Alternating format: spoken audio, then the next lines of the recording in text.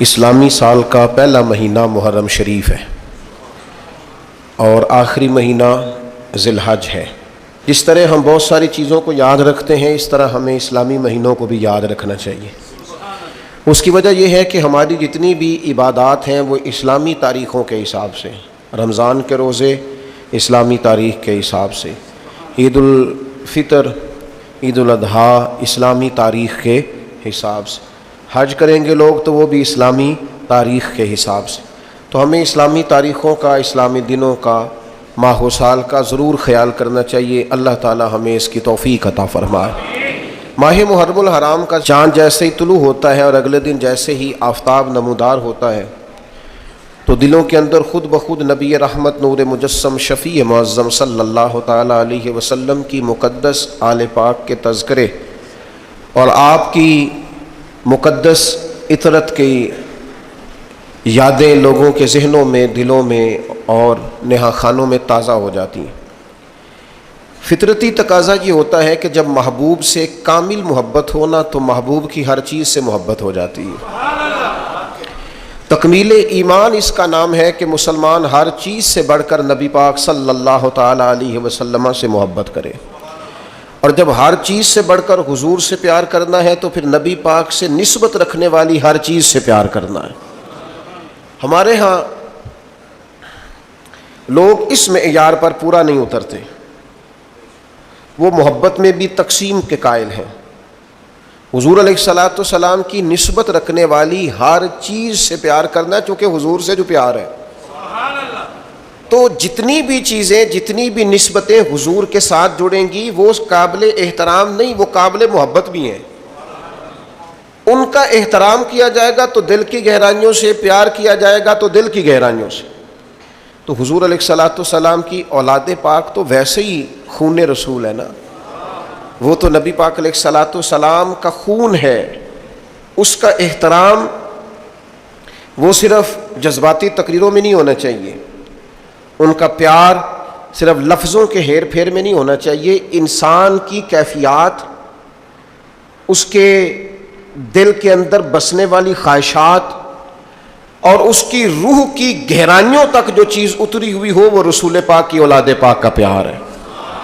اور پھر وہ ہمہ پہلو ہو، صرف ایک زاویہ نگاہ سے نہ ہو۔ چونکہ حضور کی ہر نسبت سے پیار کرنا ہے تو جس طرح نبی پاک کی اولاد سے پیار کرنا ہے نا، اسی طرح پھر حضور کے اصحاب سے بھی پیار کرنا ہے۔ نبی پاک علیہ السلام کی بارگاہ عالی مرتبت میں جن لوگوں نے وقت گزارا، جنہوں نے حضور کے اشارہ ابرو پر جانیں قربان کی، جن لوگوں نے نبی پاک علیہ الصلوۃ والسلام کے ساتھ مل کر دین کی تبلیغ کی اور جد و جہد کی اور عملی طور پر نفاذ دین میں اپنا کردار ادا کیا، ان لوگوں سے محبت کرنا، ان سے پیار کرنا اور ان کے لیے اپنے دل کے اندر عقیدت کے جذبات رکھنا یہ بھی ضروری ہے۔ یہ جو آج کل ہمارے ہاں محافل ہوتی ہیں نا، مجالس ہوتی ہیں دینی، ان دینی محفلوں میں بھی بہت سارے لوگوں کا مقصود جو ہوتا ہے وہ تبلیغ دین نہیں ہوتا الا ماشاءاللہ۔ یہ تھوڑی سی کڑوی گولیاں ہیں، اسے ضرور استعمال کیجئے گا، فائدہ ہوگا انشاءاللہ تعالی، فائدہ ہوگا۔ بہت سارے لوگوں کا مقصود تبلیغ نہیں، اگر تبلیغ مقصود ہونا تو پھر داد کی ضرورت ہی نہیں۔ لیکن اسٹیج پر محفل میں کھڑا ہوا ہر شخص اسٹیج پر داد چاہتا ہے، وہ چاہتا ہے میں ایسی انوکھی بات کروں کہ لوگ واہ واہ کریں۔ آپ کوئی انوکھی بات نہ کریں، آپ انوکھی بات کرتے کرتے دین کی بہت ساری چیزوں کے بارے میں غلط رائے دے جاتے ہیں۔ آپ نقطہ بیان کرتے کرتے بعض اوقات وہاں چلے جاتے ہیں کہ جہاں دین کی بعض حدوں کو آپ کراس کرتے ہیں۔ آپ داد نہ لیں، کو ضروری ہے قوم سے داد لیں؟ قوم سے داد لینا ضروری نہیں، اللہ سے اس کی رضا لینا ضروری ہے۔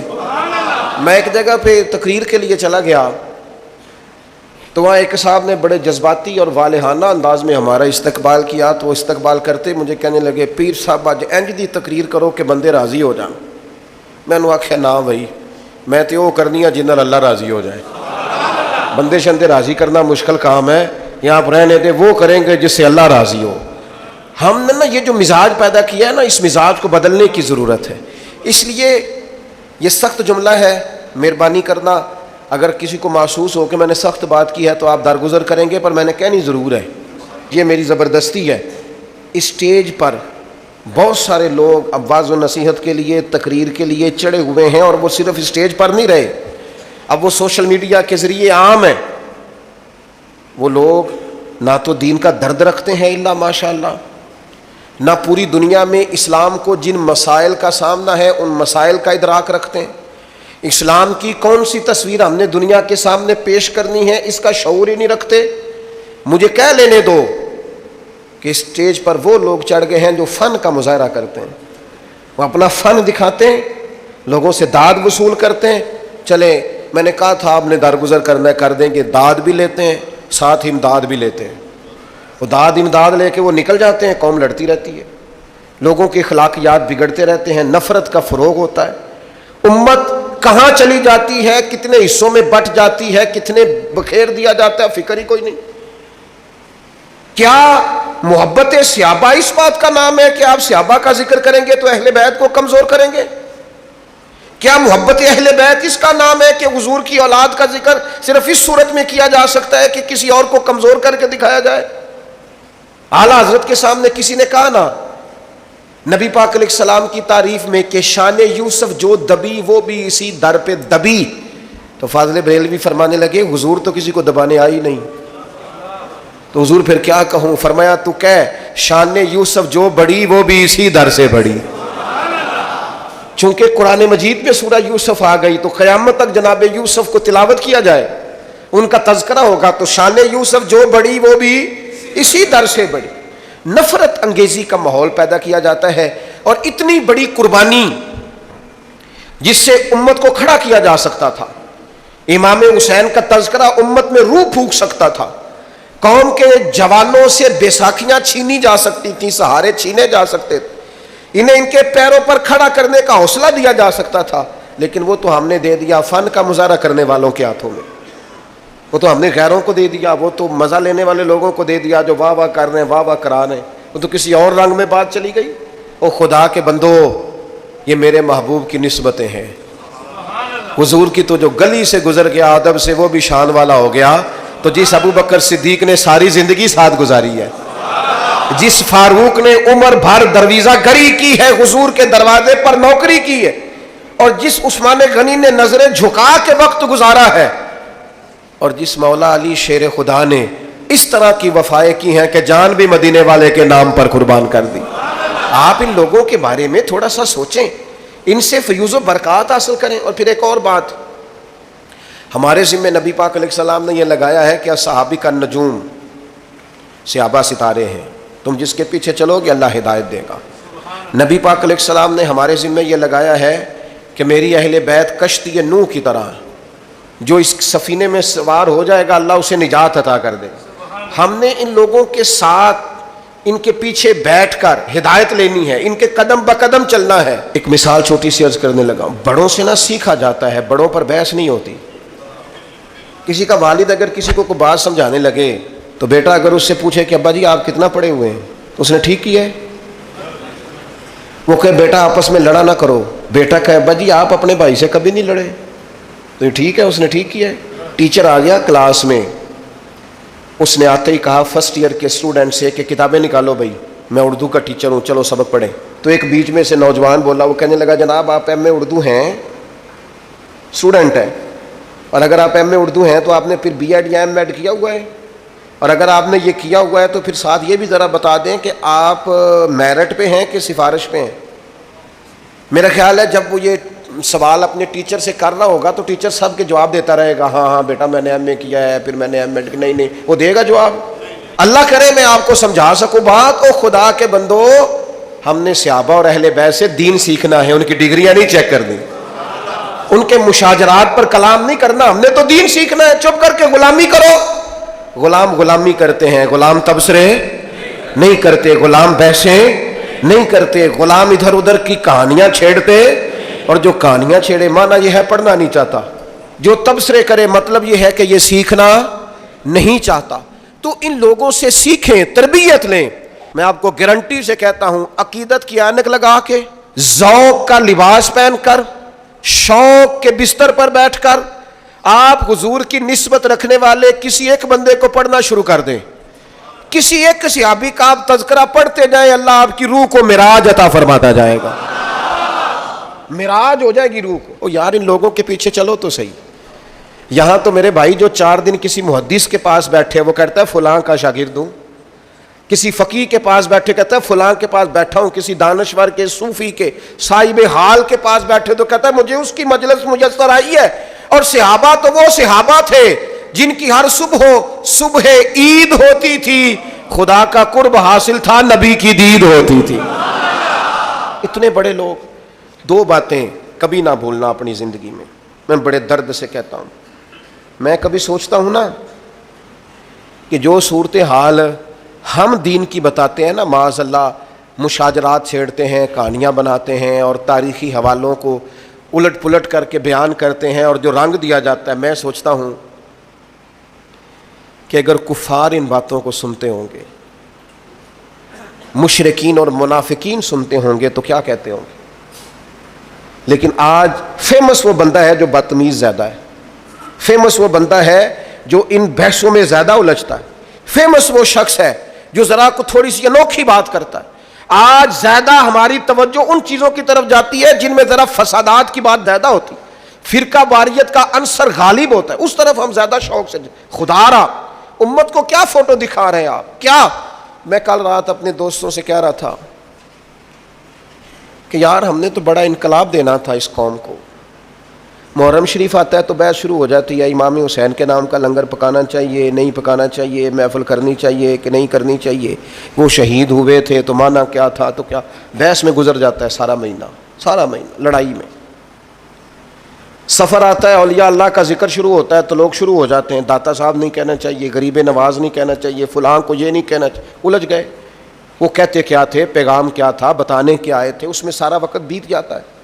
کم از کم جب سے ہم نے شعور سنبھالا ہے، میلاد شریف آیا نہیں اور بحث شروع ہوئی نہیں، کرنا چاہیے کہ نہیں کرنا چاہیے، یہ کیا جا سکتا ہے تو حدود کیا ہیں، قیود کیا ہیں، شرائط کیا ہیں، اس کی اصل کیا ہے، ان کو کن اصولوں کے تحت پرکھ کر کن جزیات کے تحت جائز کر، بحث ہی بحث ہے۔ کیا دین فقط بحث کے لیے آیا دنیا میں؟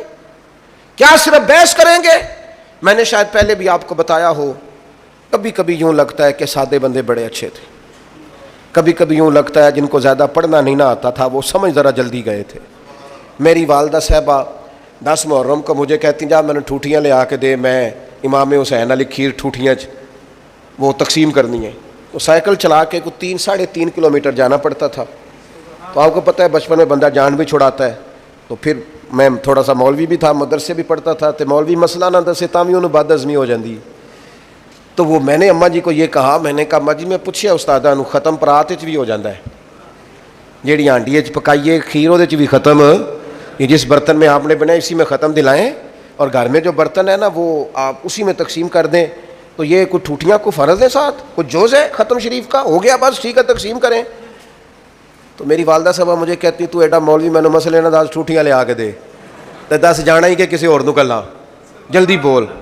تو اب وہ مطلب ماحول بھی ایسا ہوتا تھا کہ وہ سائیکل نکالتے چلے جاتے۔ تو ایک دن بڑی گرمی تھی شدید، اور میں بڑا ہی مشکل گیا، ڈاڈا اوکھا ہو گیا میرے لیے وہ پینڈا کو لے کے آیا، میں ٹوٹیاں لا کے میں نے بڑے غصے سے رکھی، حالانکہ 10 روپے انعام بھی ملا جانے آنے کا، اور رکھ کے میں اماں جی نے آخیا، میں کہا مینوں 10 سے چھڑو، آخر ایک کیڑا مفتی دس گیا ٹوٹیاں والی گل جو آپ اس قدر زیادہ اس پر بزد ہیں۔ تو والدہ صاحبہ فرمان لگے پتر خصوصیت کوئی بھی نہیں، بس نہ یہ نیاز دئی دی حضور دی اولاد دے نام تے دل نہیں کردا کہ نبی پاک دی اولاد دے نام تے کسی نو کھیر دئیے تے پانڈا واپس منگیے، بس ان کے نام پر جو دے دیا سو دے دیا، ختم ہو گئی بات۔ برتن بھی واپس لینے کو جی چاہتا، بھائی اتنا سا فلسفہ ہے، اتنی۔ جب انہوں نے بات بتائی نا، آپ یقین کریں میری روح تازہ ہو گئی، طبیعت سمجھ میں آ گئی کہ یہ تو عقیدت کا ایک قصہ ہے، یہ تو پیار کی بولی ہے، اس لہجے کے اندر، اس سادگی کے اندر تو حسن ہے۔ تو میرے عزیز ہم نے تو عقیدت کرنی ہے، اور کس طرح کی عقیدت، کس طرح کا پیار۔ حضرت ابوبکر صدیق امیر المومنین ہے، اور شان یہ ہے کہ اس ممبر پر بیٹھتے ہیں جس پر مدینے والے محبوب بیٹھا کرتے ہیں، اور ان کی عظمت یہ ہے کہ انہیں مصلی پر کھڑا خود رسول کریم نے فرمایا ہے، اور ہزاروں صحابہ ان کے اقتداء میں نماز پڑھتے ہیں۔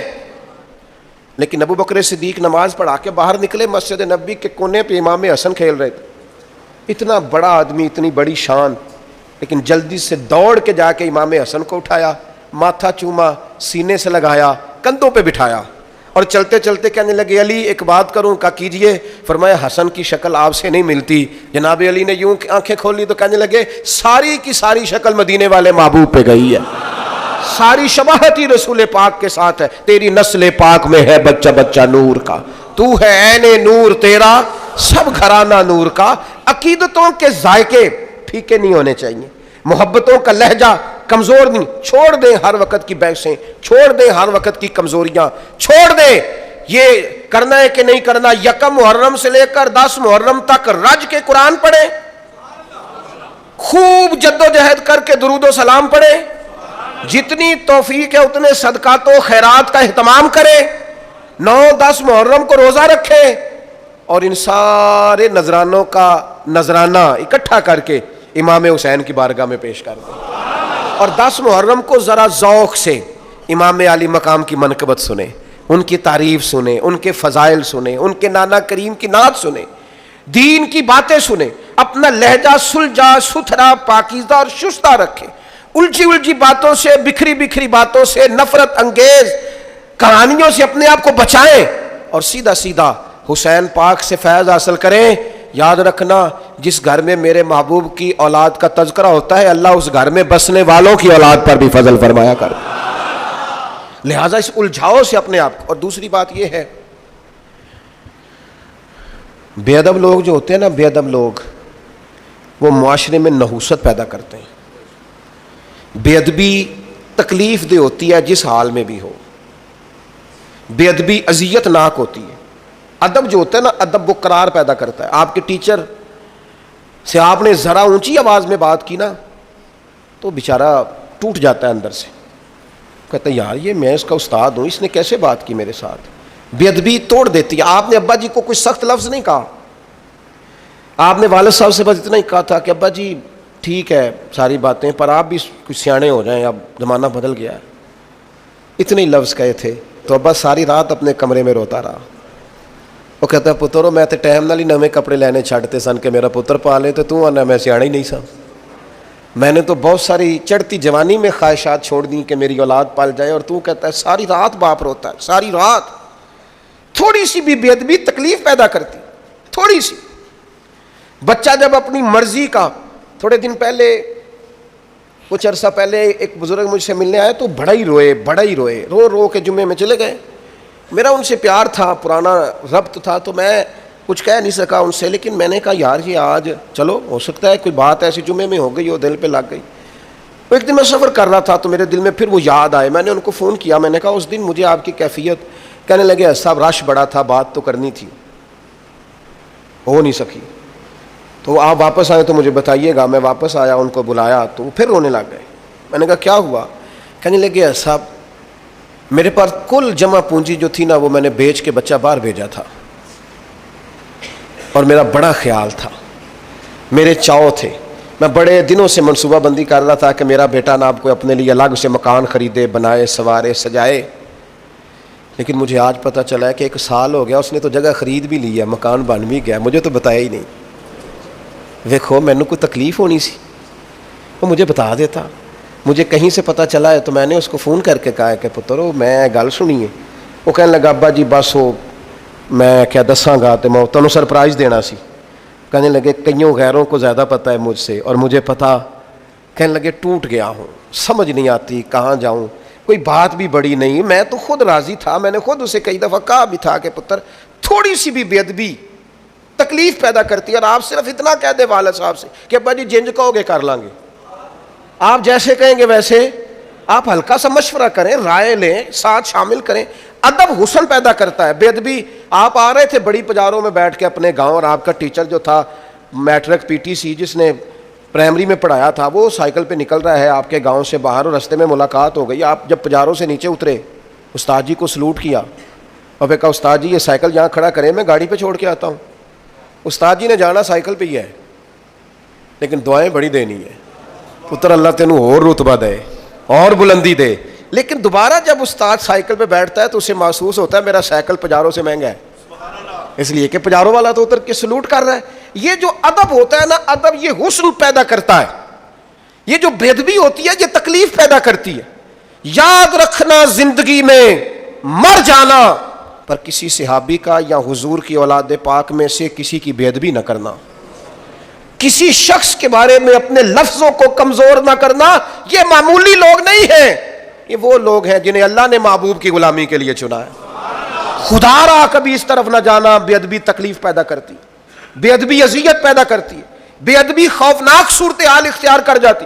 ادب کے دائرے کے اندر رہنا، ادب کے دائرے میں بے ادبوں سے اور بے ادبوں کی باتوں سے بچنا، بچ جانا ان سارے لوگوں سے جو بے ادبیاں کرتے ہیں اور چیزوں کو نکال نکال کے لاتے ہیں. خدا را مجھے بتاؤ نا کتنے لوگوں نے دشمنی کی میرے نبی پاک سے، معاذ اللہ، یہودیوں نے، نصارہ نے، مشرکین نے.